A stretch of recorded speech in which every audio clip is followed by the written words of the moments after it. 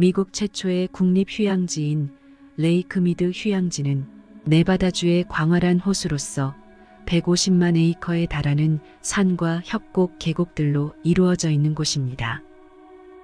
원래 이 지역은 서기 300년경부터 아나사지 인디언들이 살고 있었는데 바구니 제작자들로 불리는 그들은 바구니를 점토로 구워서 방수용기를 만들었다고 전해집니다. 역사학자들은 그들이 1000년 이상 동안 옥수수, 콩 및 기타 작물을 재배해왔다는 사실을 발견했습니다. 그들은 오랜 세월 동안 건조한 사막 지역에서 생존하기 위해 양치기와 농업을 비롯한 다양한 수단을 통해 생계를 유지하고 자연환경과의 조화를 중시했습니다. 그러나 계속되는 건조한 사막에서 버티기엔 너무나 힘들었고 점차 사라져갔습니다. 1827년 한 탐험가가 이곳을 탐험하면서 지역이 알려졌으며 이후 더 많은 학자들이 유적지를 돌아다니며 발굴을 시작했는데 인디언 거주지에서 쓰인 각종 도구와 무기, 인디언 묘지까지 찾아냈습니다. 1865년 몰몬교 정착민들이 처음으로 이곳에 정착하고 마을을 설립했습니다. 번성하는 몰몬 정착지인 세인트 토마스 마을에는 농장, 학교, 식료품점, 우체국, 호텔이 있었고 마을의 인구는 약 500명에 달했습니다. 마을 주민들은 실내 배관과 전기가 부족함에도 불구하고 소박한 생활 방식에 만족하며 살았습니다. 그러나 안타깝게도 그들의 삶은 오랫동안 지속될 수 없었습니다. 1928년 미국의 제30대 대통령 존 켈빈 쿨리지는 사막 도시의 전력 및 수자원 문제에 대응하기 위해 뉴저지에서 가장 큰 미드호수의 대규모 댐 건설을 추진했습니다. 마을에서 40마일도 채 떨어지지 않은 좁은 강 지역에 약 5,000명의 노동자들이 참여하여 단 5년 만에 후버댐을 성공적으로 완공했습니다. 그러나 대공황 시대가 동시에 찾아와 많은 수의 남성들이 건설 노동자로 참여했음에도 불구하고 급여를 받을 수 없었습니다. 댐 건설 과정에서는 수백 명의 남성이 희생되었으며 이 중에서도 약 96명이 현장에서 사망했습니다. 중요한 점은 이 수치가 나중에 병원이나 다른 장소에서 사망한 사람을 포함하지 않았다는 것입니다. 이 숫자는 주로 산업재해에 해당하며 근무 중 발생한 더위나 기타 문제로 인해 사망한 다른 남성들은 포함되지 않았습니다.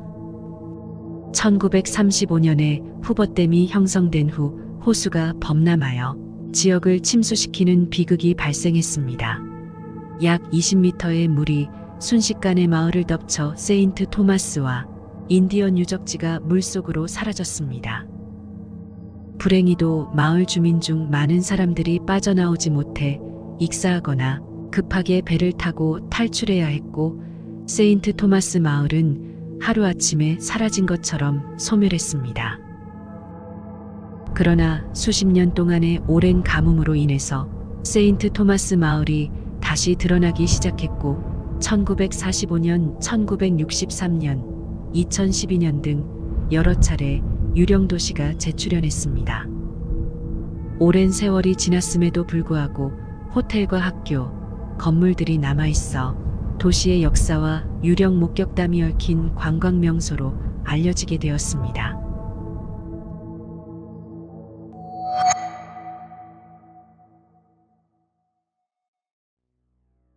가장 유명한 유령 중 하나는 한때 이 지역에 살았던 아메리카 원주민의 유령인 스키너커라고 합니다. 스키너커란 원주민이 살았던 땅이나 특정 지역에 존재하는 강제로 쫓겨난 자들의 악의적인 에너지라고 하며 때로는 극도로 위험하다고 여겨지는 대부분의 경우가 자신의 땅을 보호하기 위해 만나는 사람 누구에게든 매우 폭력적이라는 것입니다. 네바다주 레딧에선 수많은 스키너커의 목격담을 찾을 수 있는데 한 예로 창문 밖 숲을 바라보며 떨고 있는 자신의 인디언 할머니가 스키너커가 찾아왔다고 반복해서 말했었다고 합니다. 또 어떤 사람들은 캠핑이나 사냥을 하다 추격당한 이야기와 코요테나 올빼미로 변하는 걸 목격한 내용 등 많은 이야기들이 있었습니다. 아메리카 원주민 문화에서는 이 생물을 매우 심각하게 여기며 스키너커를 만나는 것을 가장 무서워한다고 말합니다. 스키너커는 자신의 무덤을 보호하기 위해 이 땅을 떠돌며 때로는 그들의 문화가 파괴되고 땅이 점령당한 것에 분노하고 있다고 합니다.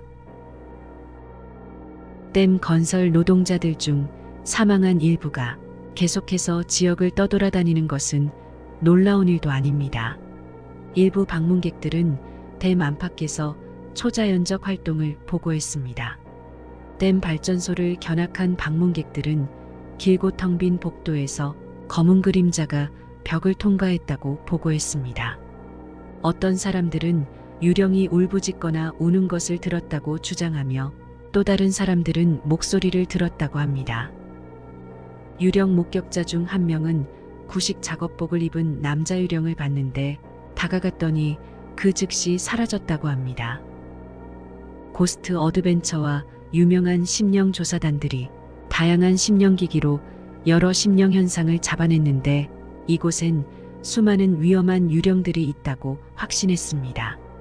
녹음기에선 이블과 데빌이란 단어가 튀어나오고 자신들이 죽은 자들이라 했으며 휘파람 소리와 발소리 등이 들린다고 합니다. 2017년 3월 아웃사이드 매거진은 미드호수를 미국에서 가장 위험한 공원으로 선정했습니다. 2006년 1월부터 16년 9월까지의 기록을 분석한 이 잡지에서는 미드호수에서 다른 어떤 국립공원보다 사망자가 더 많았다고 하며 당시 자살자를 제외하고도 사망자가 1000명이 넘었습니다.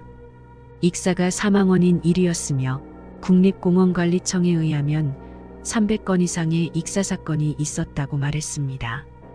그 뒤를 이어 자동차 충돌과 추락이 뒤따랐습니다. 또한 국립공원 중 살인 사건이 가장 많이 발생했으며 최근엔 폭력 사례와 관련이 있을 수 있는 통 속의 시체를 포함하여 최소 3종류의 인간 유해가 발견되었습니다. 2022년 5월 보트를 타던 사람들이 오래된 통에 들어있는 유해를 발견했는데 당국은 이 유해가 1970년대에서 80년대 사이에 사망했으며 사인은 총에 의한 살인으로 추정했습니다.